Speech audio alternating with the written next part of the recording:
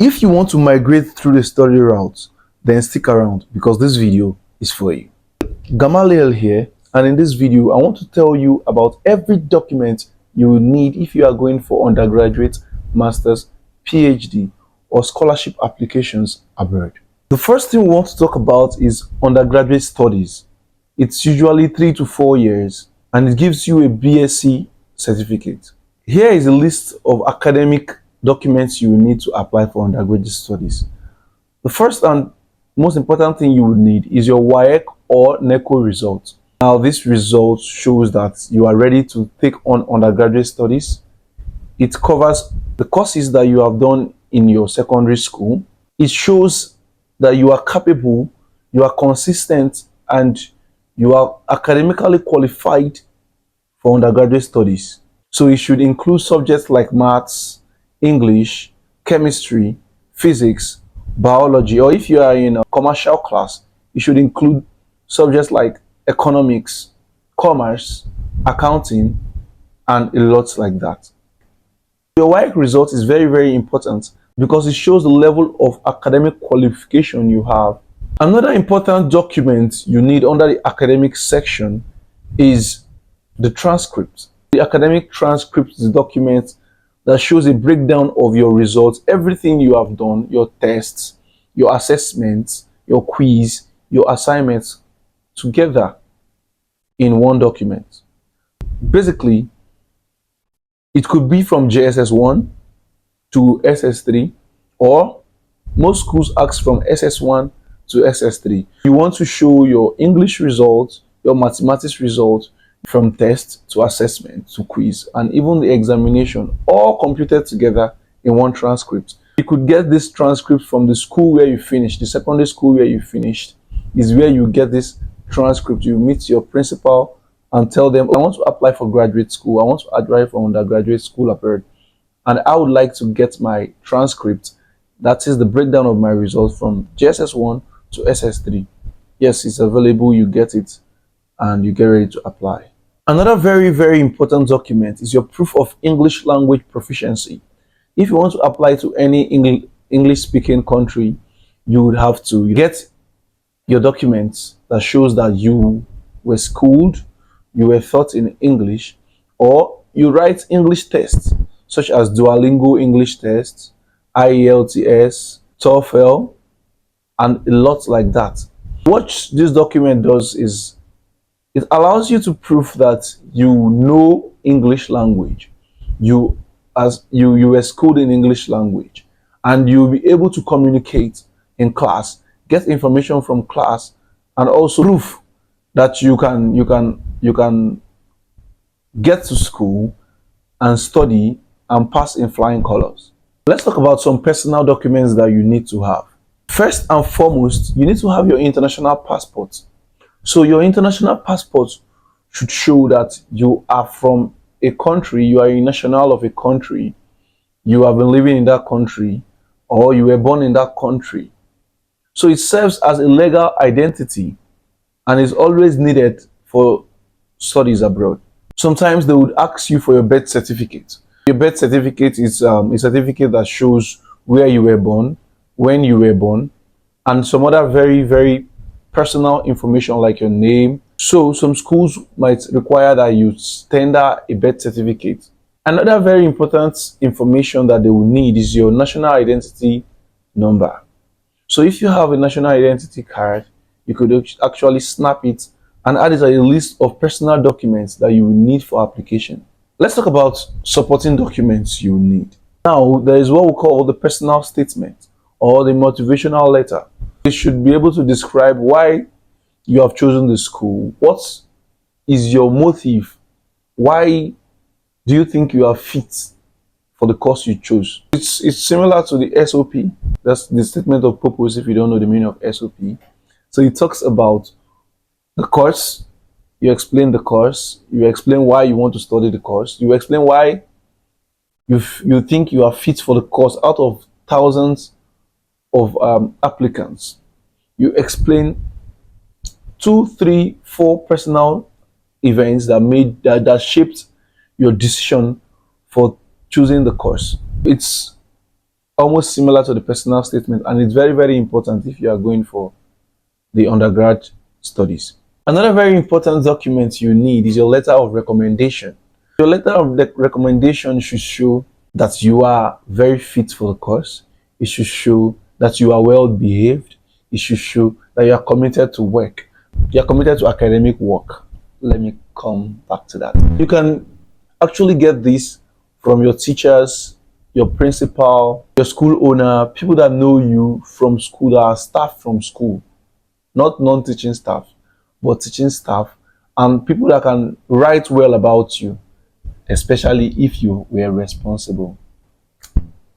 When packaging your documents for application, you need to put this into consideration because it is very, very important. From today, start living your best life. Start being very, very responsible. So you'd also need a proof of extracurricular activities, like your leadership role. Were you a prefect? Did you perform well? Did you hold any post in school? How many posts did you hold? How were you able to do this and do it very well? How were you able to carry out your duties as expected, and so on? You have to put this in the document. Let's talk about financial documents that you will need.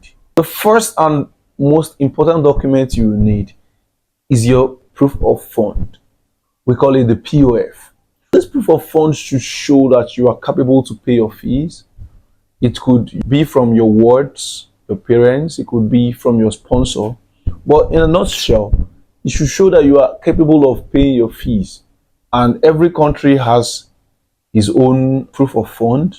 I've done a video on this and I would like you to check it up. Basically, your proof of fund shows that you are able to cater for your travel, you are able to cater for other expenses when you get to the country of your choice, you are able to pay your house rent and a lot more, just your expenses.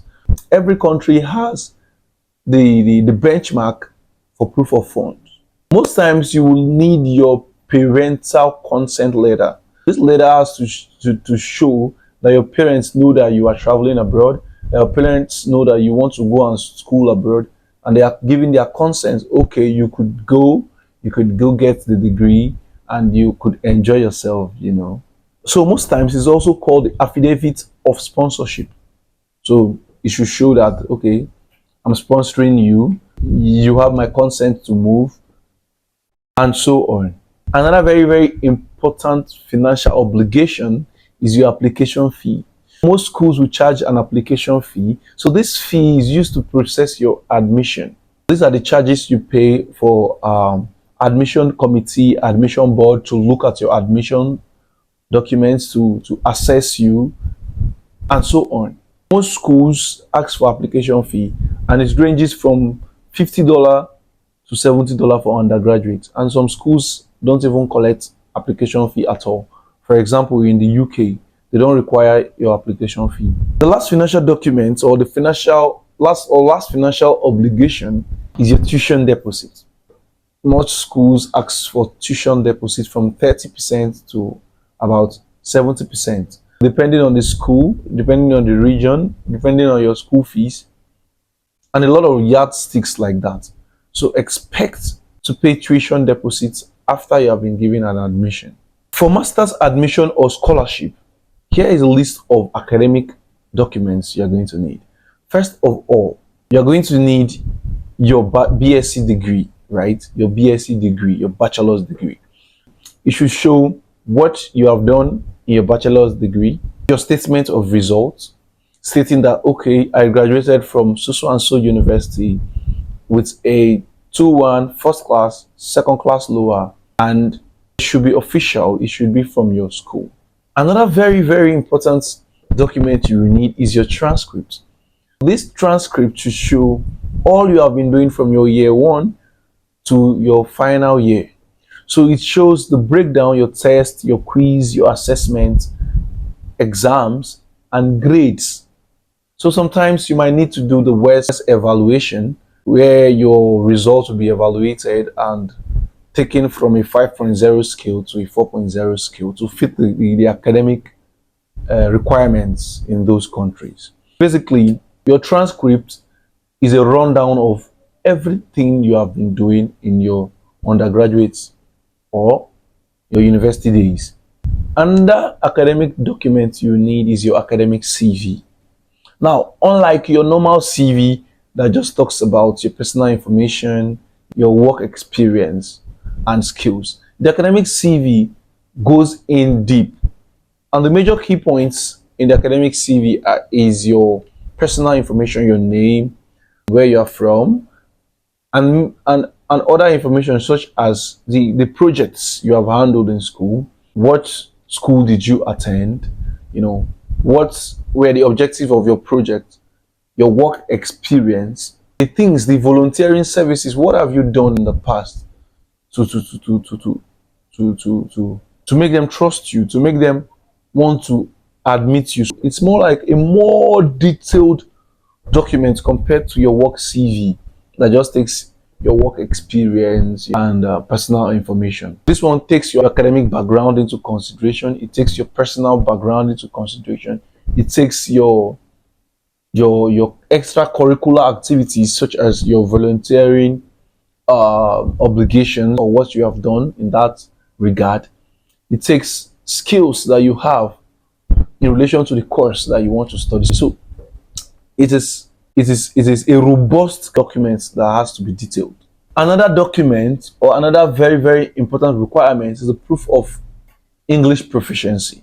You get a proof of English proficiency from your university if you were taught in English, or you could write several exams to prove that you were taught in English, you can converse in English, you can understand English, and you can do your courses in English. Basically, we have exams like the IELTS, the TOEFL, we have the Duolingo English test, Cambridge test, and a lot like that. Just like the undergraduate and the masters, you will need this. There are some countries that their schools will allow you the opportunity of waiving this test, especially if you can prove that you were taught in English, your transcripts are in English, your documents are in English, your SOP, everything is in English. You would usually get that waiver, but there are few schools that do that. Another very, very important document when you're applying for masters is your graduate record exams or your GMAT. These exams are just like JAMB. They should show that you are academically sound, you're academically prepared. And they have sections like the quantitative section and the qualitative section. So it's more like testing you. And they also have the analytical section where you have to think and write. Basically, they are testing how sound you are as a student aside from your normal university grades. They want to know, this person with this grade, is he able to take on where we are going to be setting for him, what we are going to teach him? Is he able to assimilate? Is he able to produce results under technical circumstances? These exams are not like your regular exams. They test how technical you are, how you can respond, how good you are at thinking, your analytical sense. That is that in a nutshell. Let's talk about the personal documents you will need. First of all, you will need your international passport, which is very, very important. Your international passport shows where you are from, your nationality, countries you've been to, and other information. Basically, you have to show them that I am from, say, Ghana, and this is my name, this is my number, I am a legal person, just like a legal tender, right? You are legal, you are not illegal, and from that, they could be able to track your records. When you come to the country, they want to know you are safe, you do the right things, and a lot more. So they want to be cautious with you, just like an identity card. It is an identity card. At times, you might want to apply and submit documents such as your birth certificate, which I've explained earlier, that shows where you were born, when you were born, and other personal information. They might also require you to submit your national identity card that shows where you are from, just like the passport. But most times it's your international passport that is relevant. However, you could be expected to submit your your national identity card. There are some supporting documents that you would need. We have your SOP, which is the statement of purpose, stating why you chose the course, why you feel the course is best fit, why you did not take the course in your country, what you are going to do when you get back to your country. They are so interested in that. Your volunteering services, what have you done outside this academic route? What skill do you possess? Why are you best fit for this course? Most times it could come in batches like questions, or you have to write a 500-word SOP that states these things. Why are you here? Why do we think you are the best for us? Why did you leave your country to come study this? Why do you think the university is the best fit for you? Why is it that you didn't do this in your country? What will you do after acquiring this knowledge? Mostly you would say you go back to your country and you develop the parts, the problem that you found out in your research. What you want to do, like, prefer solutions to the problems that you have faced and all of that. Another very, very important document is your letter of recommendation. Very, very important. So now the letter of the recommendation could be from work, or from your past lecturers, or from your colleague. Now in that letter of recommendation, your colleague or your lecturer should be able to write well about you, to speak well about you. But first, you must be able to be a good person to yourself and to the organization or school where you have been. So if you have been a bad person, reframe, look at ways at which you could be beneficial to others in case of this kind of scenario.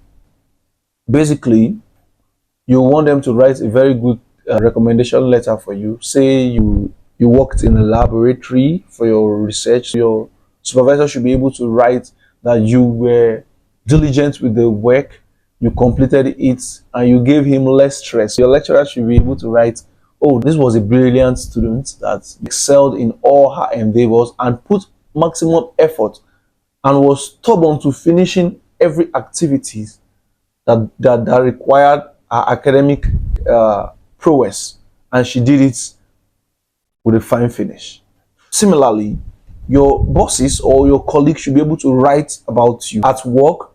You took on this activity, you took on the other activity, and you show, or you proved that you were the best in that line that led to your increment in salary, or led to you winning the best staff in the past 3 months. So these are the kind of things that should be in the letter of recommendation. Until these ingredients are there, don't receive a letter that is less than that. In a nutshell, this means you should have a very, very, very good relationship with these guys. If you are at work and you are thinking, okay, I still want to travel, or if you are in school and you're thinking, I want to travel, get your relationship together. Another very important document is your research proposal. Although this is very, very, very, very, very important and ultimately mandatory for PhD students, in the master's discussion, it is not mandatory. However, some schools want to know, what is your research interest? What will you do? What problem do you think you could solve by coming here to study so and so course? It's prevalent in research courses, research-based courses. So get ready, get your research proposal ready. What problem do you want to solve? What solution do you think you could bring at the end of the day? What methods do you think you can apply to get this solution? So it's more like your background of the study, statements of the problem, methods to solve the problem, and solution that you think is best fit to solve the problem. Another very, very important academic document that you need, especially if you're looking for full funding or massive funding, you need to have supervisor's approval letter. So this supervisor approval letter is when you have got a supervisor through cold emailing. You mail them, okay, I'm interested in this line of research. I have this type of qualification. I am this, I am that. And of course, if they need you in their lab, they'll write a letter to the school and submit to you. You could even use the letter, attach it, and make your application very, very strong. In a nutshell, these are the academic documents you would likely submit. Let's talk about the financial requirements, the financial documents, the financial obligation.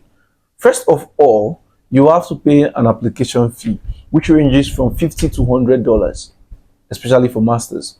So this application fee will be used to process your admission, your documents, and other very, very, very important processes. You would also need your bank statement, which should show that you are capable of taking care of yourself or your family, any like your wife or children you want to take abroad, cater for their expenses, cater for your own expenses, travel expenses, school expenses, textbooks expenses, feeding expenses, clothing expenses, basic expenses. You are expected to have your proof of fund, which is the bank statement. So it could come in form of sponsorship.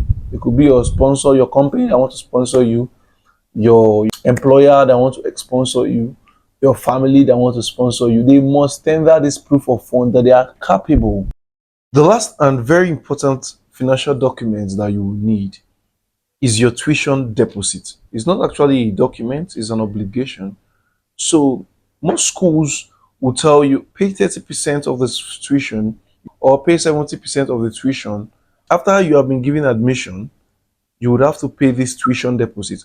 Unlike the undergraduate studies, in masters, you have to pay deposit. Undergraduate studies too, you pay deposit, but you will pay the tuition for 1 year. But here, you will pay 30% to 70%. So it's almost the same anyway. Let's talk about the documents you need if you want to go for PhD. So PhD is usually 3 to 5 years. So there are some PhD that will take just 3 years, maybe if you have a master's, or the one that will take 5 years if you don't have master's. Especially in the US, you can apply for 5 years PhD and it will cover your master's and your actual PhD. Let's talk about academic documents you will need. First is your degree certificate. The certificate you got from your undergraduate, from your master's, and other professional bodies, you bring them together and you tender it. Okay, this is what I have got. This is the grade I got in school. This is the school I went to, and a lot of academic information like that. Another very, very, very important document is your academic transcript, of course. This your academic transcript to show everything you did in your undergraduate studies from year 1 to your final year. Also, if you have done masters, it should show everything you did in your 1 year master or your 2 years masters. It's more like a breakdown that shows your grade from test to quiz to assessment to assignments and the main exams. Make sure that in your own benefit that you score very, very high in all of this, because they are very, very important in this application. Another very, very important document you need is a proof of English language proficiency. It could be got from your school if you were taught in English, or you could write tests and exams, especially if you want to boost your chances of getting this admission. Majorly, PhD is free. Majorly, PhD is free, and they even pay you stipends for being a PhD student. Is that not wonderful? The exams you will need could be Duolingo English test, Cambridge exam, English exam. You would need IELTS or other English exams that are accepted, especially by the school you are applying to. So there is no fixed kind of exam, but the school would specify that this is what they need, especially in their requirements. This is the exam they need. Make sure to write that particular exam they need, because most times it will not be waived. If you are going for PhD, especially if you are doing calculation course, you will most likely need the GRE, Graduate Required Exam, or the GMAT. In this exam, you'll be able to show that you are quantitative enough and qualitative enough. So you are sound quantitatively and qualitatively to face the research-based course, the PhD. To boost your chances of getting this admission into the PhD, you need to write this exam. They are very, very, very, very important. Another very, very important document you would need is your academic CV. Your academic CV, just like I've explained before, should carry all your academic activities, your work activities, the skill you gained, your professional activities, your professional engagements or exams, every good things you have in regards to with regards to work skill or academic background. You have to put this inside your academic CV because it's very important when you want this admission. There are thousands of people like you looking for this admission, but you could stand out actually if you prepare your documents in a way that it's better presented, that shows commitment. Even if you don't have the best grades, once you are be able to bring these exams together, it will show that you have the commitment which is required to get the admission. Commitment over grades, but try your best to get the best grades because commitment plus grade is admission. And remember that PhD is free. Sorry, most PhD is free. Let's talk about the personal documents you need. Like I have said before, you need your international passport, which will prove that you are a legal person, like a legal tender, that you know what you are doing, you are from this country, you're a national of this country, this is your travel experience, this is your travel history, and during this time you were good, you did the legal things, and a lot more.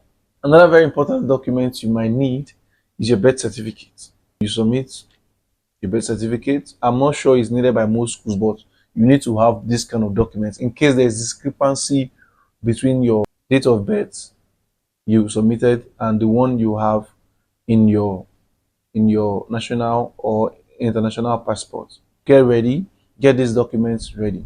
Let's talk about supporting documents you need.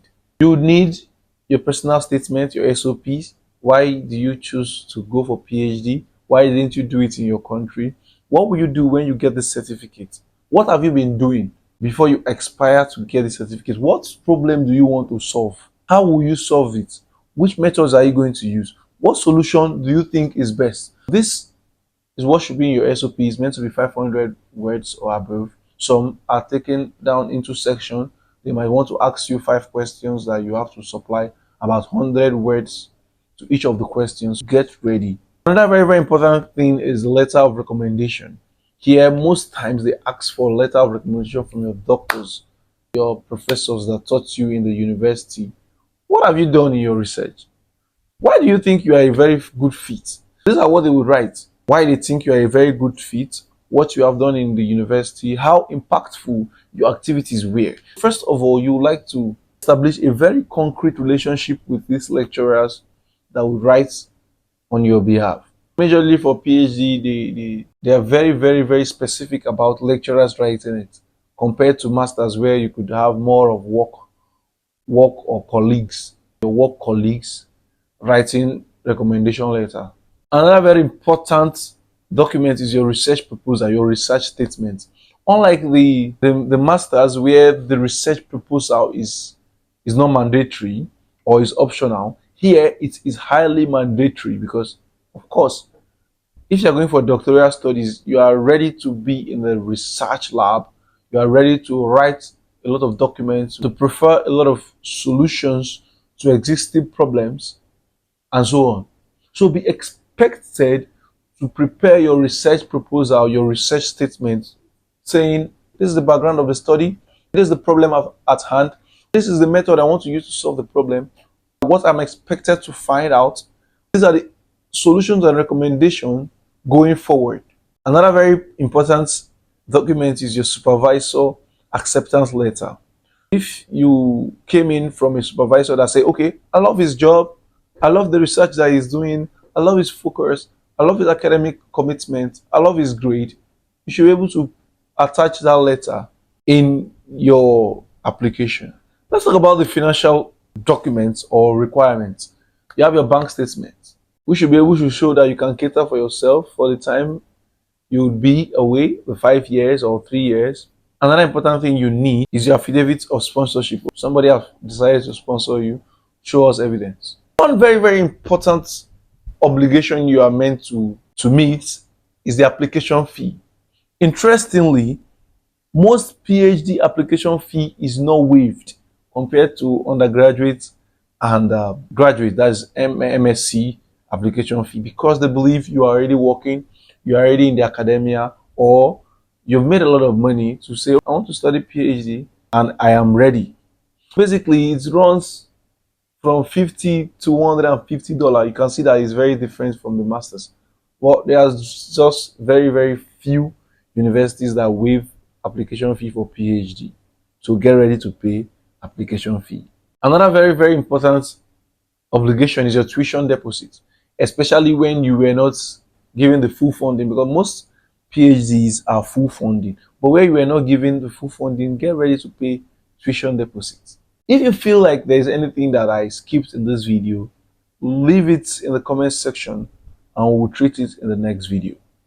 If you love this video, like this video, share this video, become a follower, and always stick for more content.